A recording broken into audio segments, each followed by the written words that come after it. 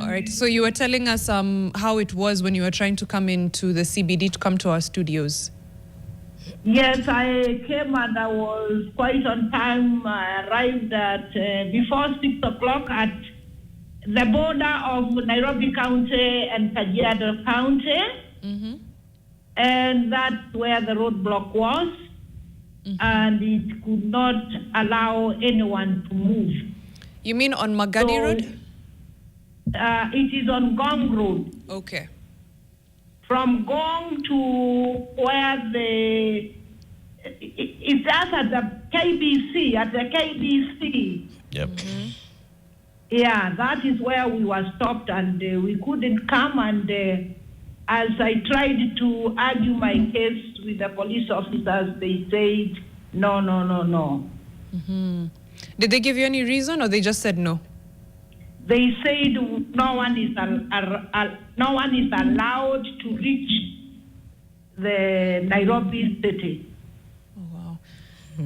And they warned me that the blocks are even more as I moved to Nairobi. Okay. Yeah. Pole, and I mean, this is a situation that many people are facing this morning, but let's just get on into our conversation. Wahu, many people who don't know who you are may have come across you as an activist in one way or the other. But tell us, in the 80s, before this Sabasaba of 1990, and then moving on into the 90s, you were part of people who had rubbed shoulders with the law, if I just put it that way, in the 80s. What happened? The struggle for our self-determination for this country has a history in itself. Mm-hmm. So I just found myself given the opportunity to participate at the historical moment of my time when I was young. As I attended Kenyatta University, graduated and became a teacher. Mm-hmm. And from the observation of how things were moving in our country, many of us decided that silence is not the answer. Mm-hmm. So we were trying many ways to find where our voice can be heard for our self-determination.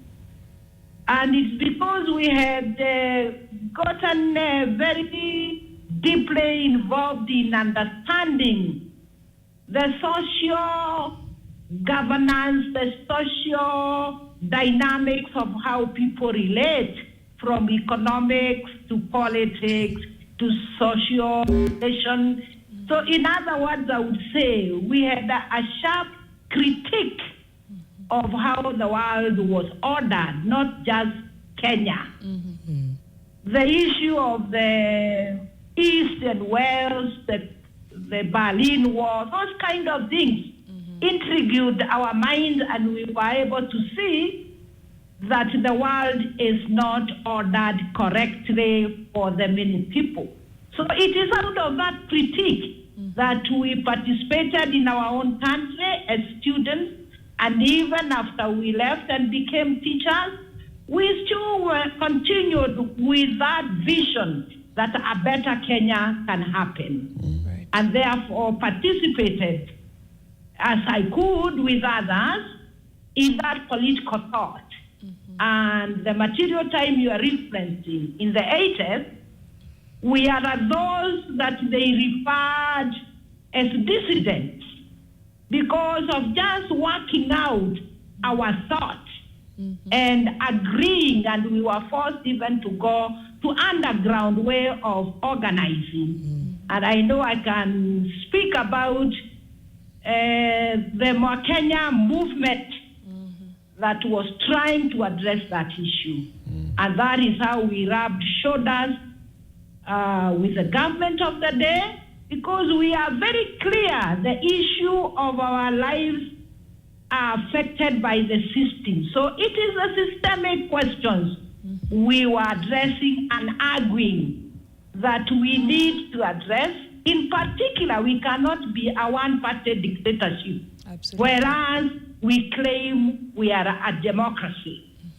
So it is in view of that I even lost my teaching career, but I still remained here. Many of my contemporaries, including my late husband, they went to exile, others were detained, others were killed.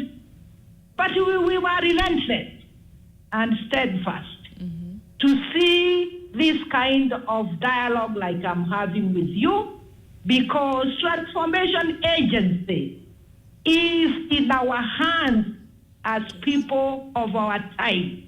And my happiness is because I have lived to see, witness, and to tell. And today, we were working out space for thinking and action to take place, and so to speak, Saba. Wahu, before you continue, now I think, well, just before you continue, I know you want to speak to what is happening right now, but there's a lot of people who are listening who, for them, Mwakenya only means a way to cheat in an exam, to pass a note under a desk. You know, they don't know about the Mwakenya movement. Please give us a bit of insight into what the Mwakenya movement was. And you've spoken to, you had to now go a bit underground. Please tell us how that happened. The one-party dictatorship of Moi could not allow people to congregate, even to meet. It was criminal even to be 2 or 3 somewhere. So the repression was so intense, and therefore we were organizing underground in trying to communicate these fundamental issues of our country. And no wonder, therefore, even if they want to say Mwakenya is to cheat, because right from the word go, we were branded as dissidents, as people who want to destroy this country. So perhaps for better times is for people to find how the history of Kenya has been unfolding every material time. Because we have Mau Mau, which is still many people don't understand what it is. Now I'm talking about Mwakenya, which many people even don't know what it is. I have no doubt in my mind, even many people are bewildered what the Gen Z is. But it is not the words that are important. It is the spirit of love, of freedom, dignified life, spirit of oneness, spirit of patriotic nations that serve their own people.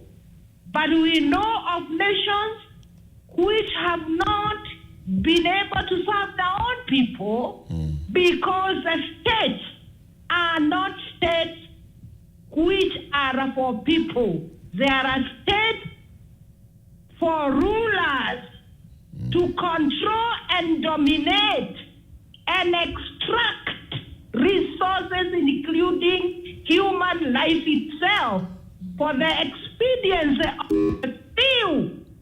We serve the altar of finance capital.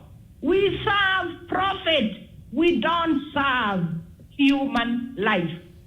And if that is the total sum of the imagination some of us were able to appreciate and take space to engage and say life is more important than anything else.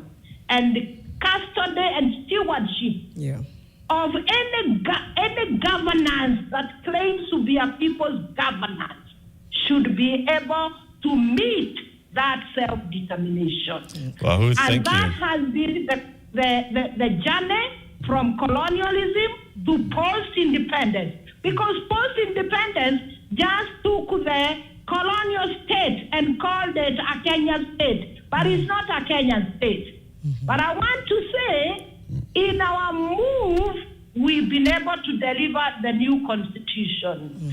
And the new constitution locates the sovereignty of the people. Of the people. And that sovereignty of the people is what I think from my thinking as we celebrate the Sabasaba, because we have the space now.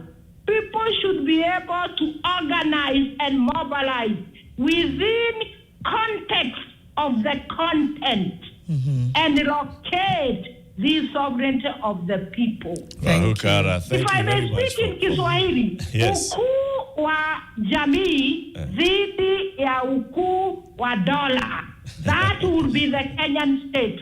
And that's what we need to build. Asante sana Wahu. Wahu Kaara is, like we've written there, global social justice activist, and she speaks with so much passion and conviction. yeah. Also on the line, we have Professor Kivutha Kibwana, who in the later years of the 90s, he's also actually joining us via video link. In the later years of the, in those 80s into the 90s, he was in the university teaching law students and also injecting as he was doing that.